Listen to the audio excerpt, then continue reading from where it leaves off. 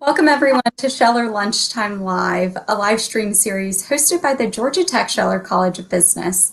My name is Lindsay Kane, and I'm the Associate Director of Client Relationships for non-degree executive education programs. On select Fridays at 12 p.m. Eastern, you'll have a chance to hear from Scheller faculty, student, and alumni speakers as they discuss relevant topics for the tech-driven digital age. At Scheller, we're proud to offer undergraduate, MBA, and PhD programs, along with open enrollment and custom executive education programs. It's my pleasure to introduce Katie Badura, a professor of organizational behavior, whose research includes two primary lines of inquiry: leadership emergence and personality.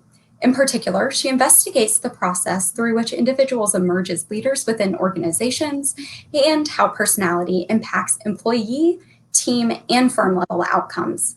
She is also interested in understanding the role that surface level individual differences, such as gender, have in the workplace. Katie received her PhD in Organization and Human Resources Management from the State University of New York at Buffalo, and her work has been featured in top academic outlets, including the Academy of Management Journal, the Journal of Applied Psychology, and Personnel Psychology. Today, Professor Badura will speak to us about how to identify a narcissistic individual, the pitfalls of working with narcissists, and how best to navigate these pitfalls to improve your work experience. Turning it over to you, Katie. Thanks, Lindsay. Paul, if you can put the slides up, please. Thank you. Welcome, everyone, and thank you so much for taking time out of your schedules to listen to this talk on narcissism in the workplace. This is one of my passions, studying narcissism and how we can best handle narcissists in a workplace situation. And so let me get my slides moving. Just to give you an overview of what I'm going to cover in this short time that we have together, I'm going to talk about what narcissism is. I always think it's important to make sure we're on the same page of how we define narcissism. I'm going to talk about two research projects that I've been a part of and spiral that into talking about how the findings of those studies can lead to important ways in which you can handle narcissists in practice, and then open it up for a few questions at the end, which will be moderated by Lindsay. And so the first question that I'm going to answer is, what is narcissism? And there are a few defining features of narcissism, and it might come to surprise many people that narcissism isn't always a bad thing, but there's actually some adaptive features to it. And so some of the maladaptive components of narcissism are going to be exploitativeness, so taking advantage of other people around you, lacking empathy or caring towards other people, and having an entitled sense of being in the workplace. And so these are typically, when I hear people complaining about narcissism, these are the complaints that I ultimately hear from people about dealing with narcissistic individuals in the workplace. Some of the more adaptive qualities of narcissism are going to be related to one's self-view. And so narcissists do typically tend to care about the way they look. So they come across as a little bit more vain. They have an inflated self-view. And so you can think of this as confidence to the extreme. And so these individuals tend to be overconfident and they feel more superior over the people that they're around. And so these individuals tend to think really highly of themselves. And the last set of sort of features of narcissism are going to be things that drive narcissist behavior. And so these individuals tend to seek out the attention of others in their environment. So they want other people to tell them how amazing they are. That goes hand in hand with the sense of admiration. These individuals are interested in getting positive feedback from others. They also tend to seek out positions of leadership and authority. And so it's not surprising to find individuals who are narcissistic in leadership positions, particularly at higher levels of leadership positions in an organization, because they drive for status and power. And so a few other things that are important to know about narcissism is that we typically think of it on a continuum. So people aren't just narcissistic or not narcissistic. We tend to think of this as being a phenomenon where people are low or high on the concept. And so people can be moderately narcissistic or on the lower side. And that is usually the most interesting part of narcissism, is that, as I mentioned on the last slide, it's not entirely negative, and in small doses it can be adaptive, because when we think about having a positive self-view, that can actually translate to beneficial outcomes. So where oftentimes I hear concerns about narcissism from people that I interact with is when we're looking at narcissism in the extreme, people who score high on this concept, having a little bit of confidence, you might have a little bit of narcissism attached to you when you have that high level of confidence, but that can actually be okay. And so we're typically thinking about the people who have the toxicity associated with them, with that negative component, when we're ultimately thinking about these individuals as being negative in the workplace. And so the last thing here in terms of what to know about narcissism is a personality trait. And it's one of those that doesn't just impact the person, but it impacts everyone around them. And it's because narcissism is an interpersonally oriented trait. When you're thinking about somebody who's exploitative or entitled, that's not just impacting the person who's the focal individual, but it's impacting the people who they choose to derogate, make fun of, or take credit for the success of those other people. And so these are really sort of the high level features of what we think about with narcissism. And so I'm going to transition into talking about the first of the two studies. And this first one is going to be focused on narcissistic leaders and their impact on team settings. And so this was actually my dissertation. And one of the things you'll learn when you study narcissism is that you acutely become aware of trying not to be too narcissistic. So you're going to notice that I put up my collaborators as I go through this and make sure to give the proper due justice to the team that I'm working with. And so here I have my advisor and another faculty, Jim Lemoyne, who are both faculty members at Buffalo. Jim is also a Georgia Tech alumni. And these individuals were not only on my committee, but they're helping me to get this paper out into the mainstream media for publication.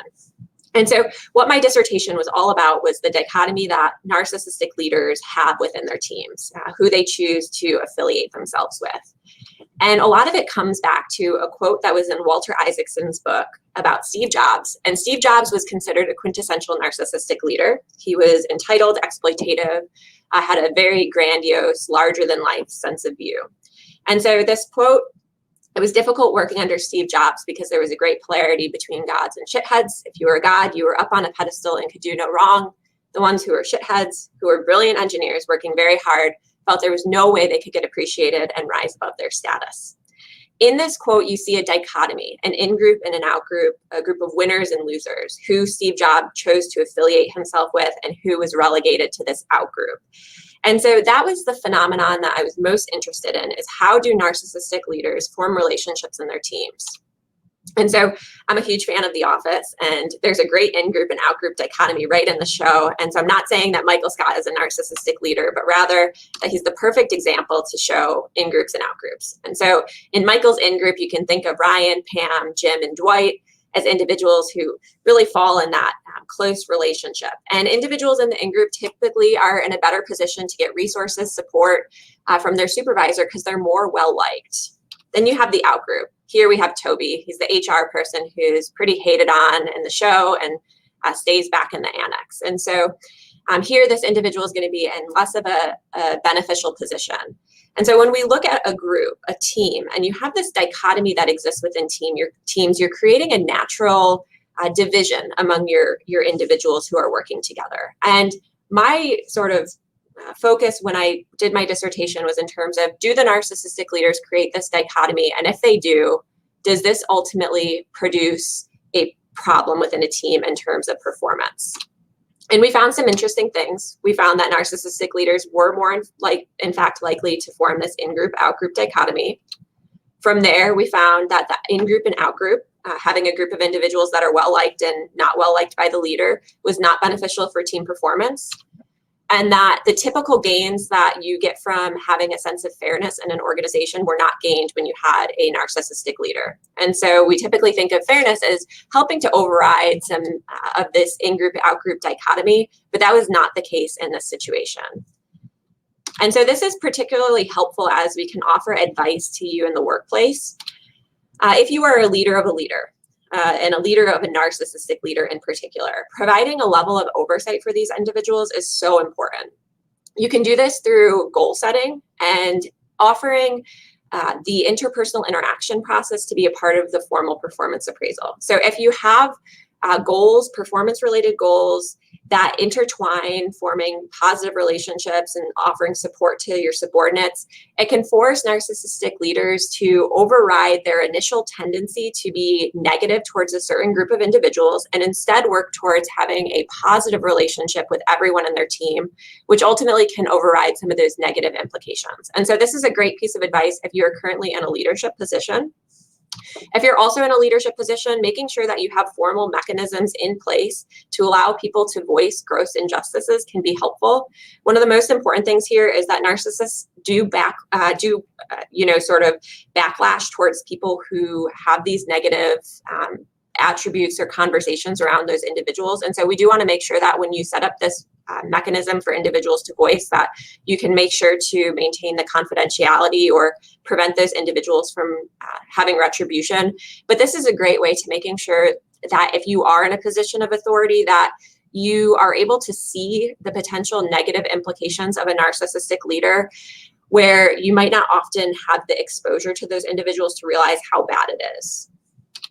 The last thing is a little bit more of a difficult piece of advice to provide, but it's one that can be helpful, and that is to try and get into the leaders in-group. And part of how you can do that is through being an effective performer and having those individuals bask in your reflected glory, and so you can be a good performer.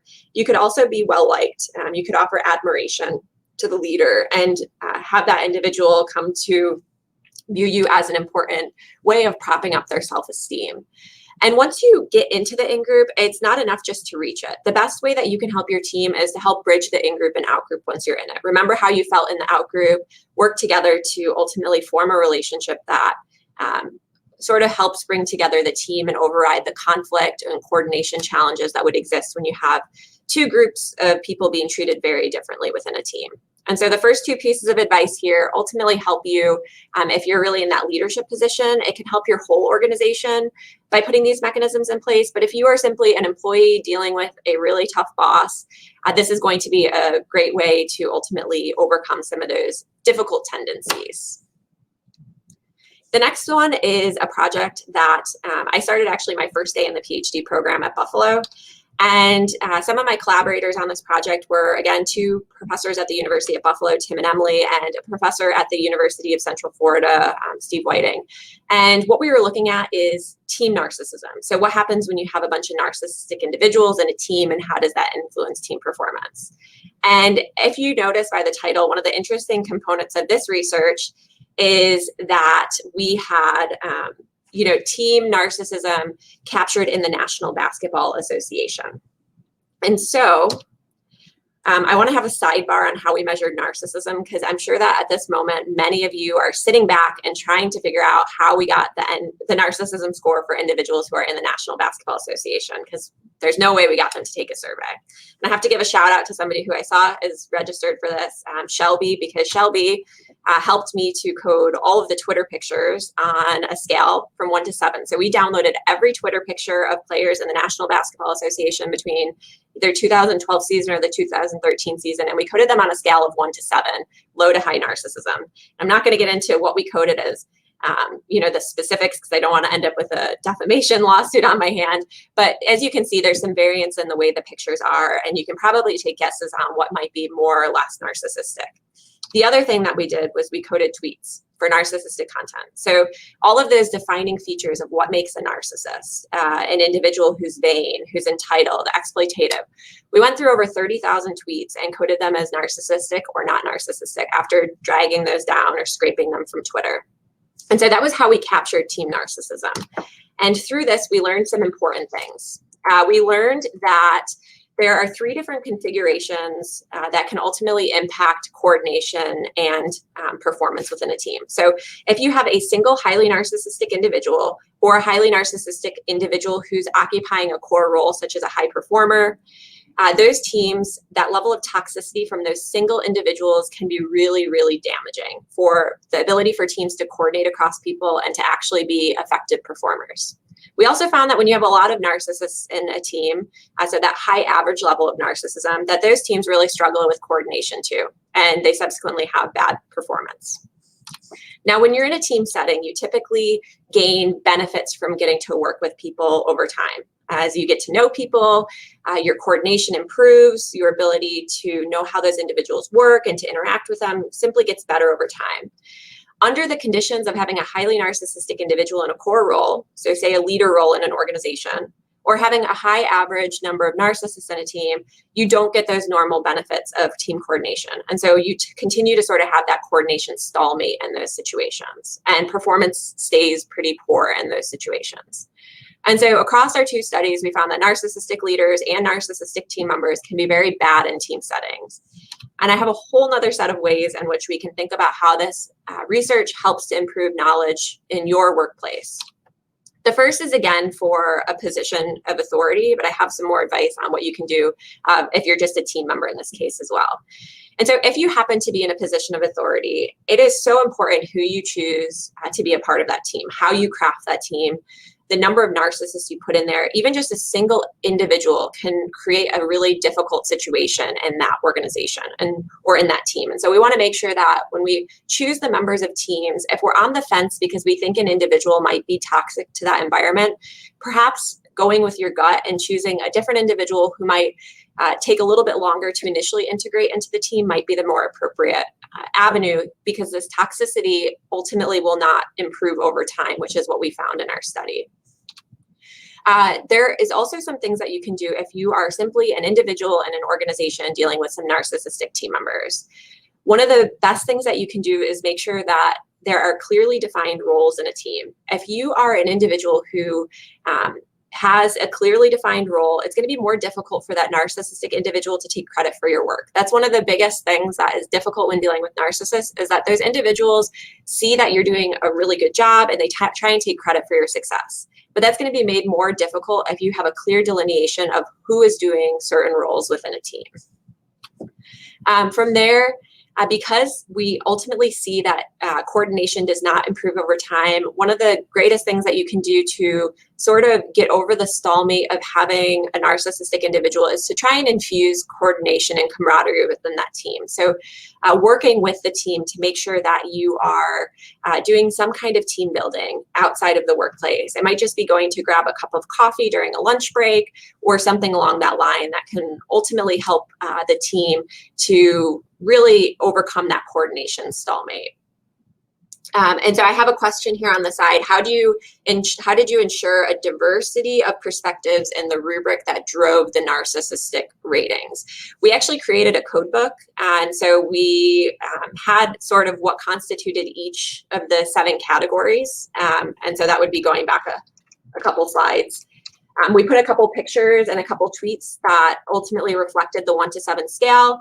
And those served as the benchmarks, and we went back and forth for that. And I have another question here about MBA performance on team win-loss. We did do win-loss, and we also did the margin of victory as 2 variables that were considered in that study. So I'm going to keep going. We are in the home stretch with just 2 more slides on how we can handle those tricky narcissistic individuals. And so one of the first things, stepping back and thinking about narcissistic individuals, it can be really difficult to change someone's personality. We know that from personality research. And so focusing on the self is far more effective. And one of the best things that I can recommend is to focus on adaptive coping strategies.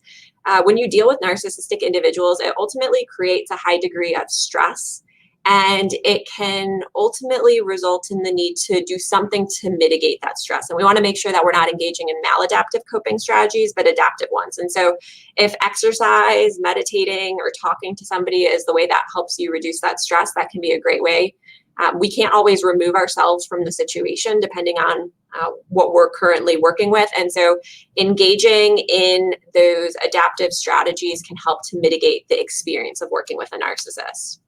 We can also work to minimize exposure to the extent possible. And so here you always want to make sure that you're being collegial with the narcissistic individuals. So you never want to ignore them or sort of stay away from them.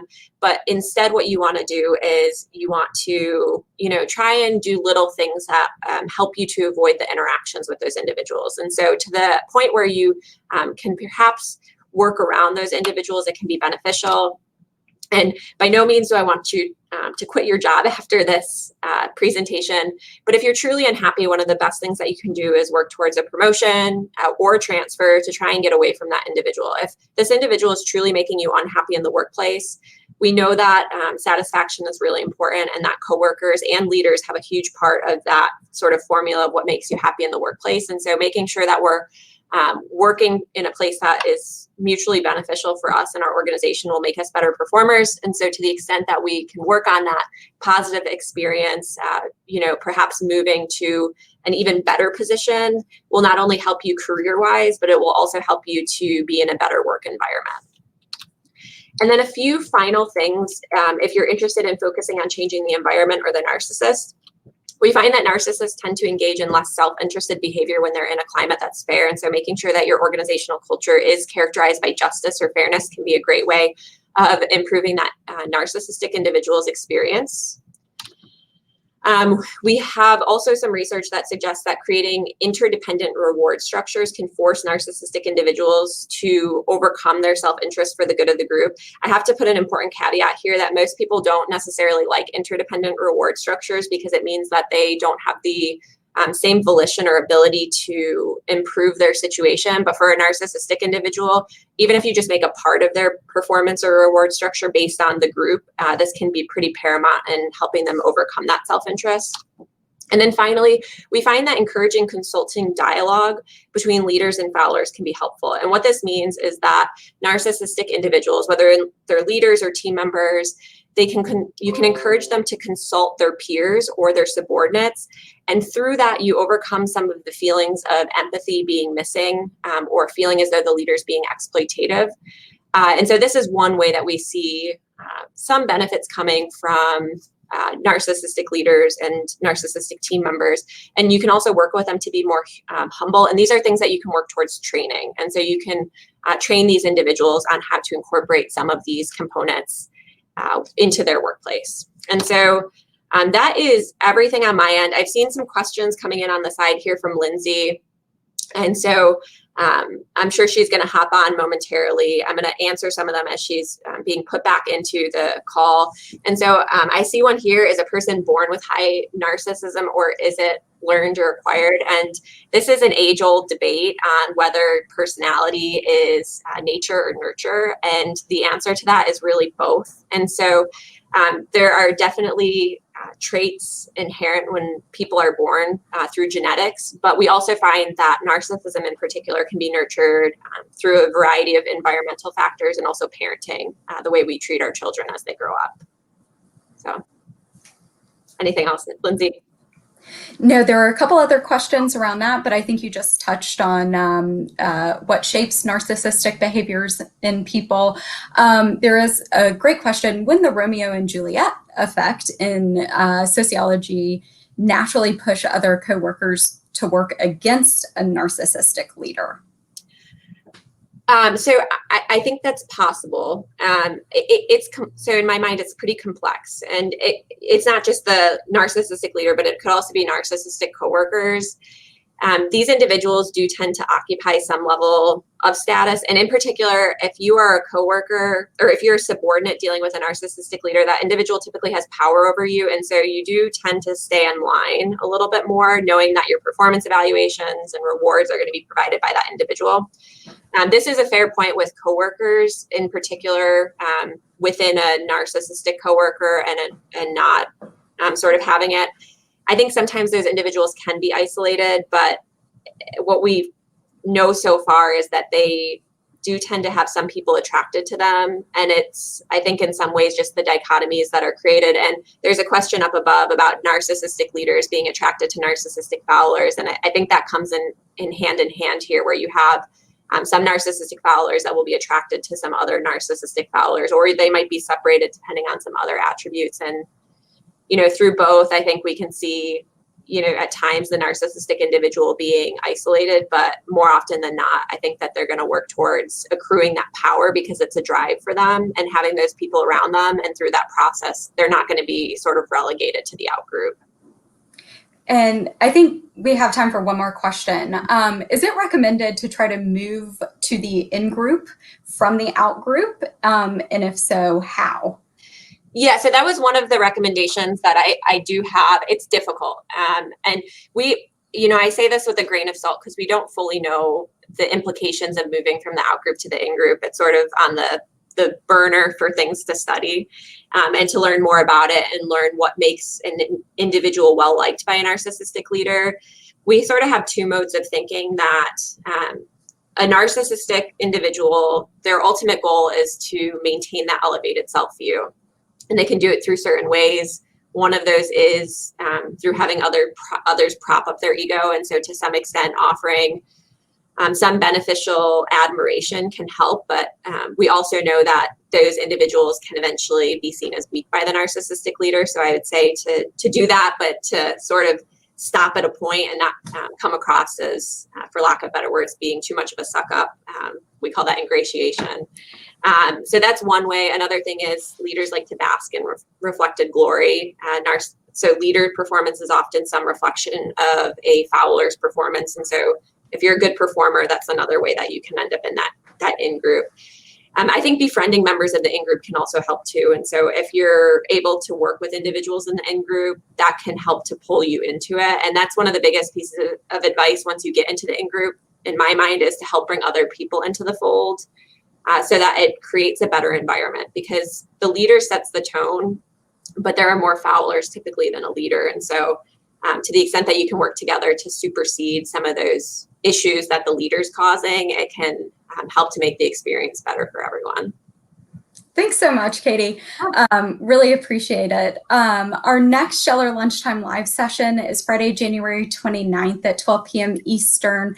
The topic is Servitization, Necessary Evil or Competitive Advantage, featuring Professor Manpreet Hora. Professor Hora will discuss the opportunities and risks of selling products through delivering services and what basic conditions need to be in place to enhance the value proposition and avoid failures. You can register for this event and learn more about future Scheller Lunchtime Live sessions by following the Georgia Tech Scheller College of Business on LinkedIn. A recording of this session and future sessions will be available on our page as well. Thank you all for joining.